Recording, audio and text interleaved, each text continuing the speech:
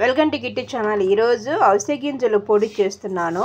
100 గ్రాముల అవిసె గింజలు తీసుకున్నాను. అవి సిమ్ములో ఈ పటపట అనేంత వరకు వేయించుకోవాలి. ఇవ్వండి ఇట్లా పటపట అని ఎగురుతున్నాయి, బాగా వేగినాయి.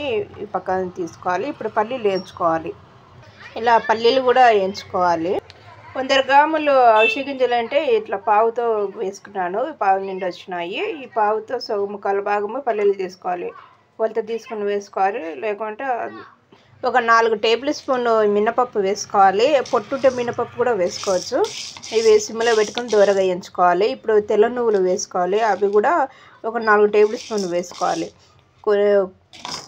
ఇదిగోండి నువ్వులు కూడా వేసుకున్నాను. నువ్వులు చిటపటన్నంత వరకు వేయించుకోవాలి. ఒక 2 టేబుల్స్ ధనియాల పొడి వేసుకోవాలి. 1 టేబుల్ స్పూన్ జీలకర్ర వేసుకోవాలి.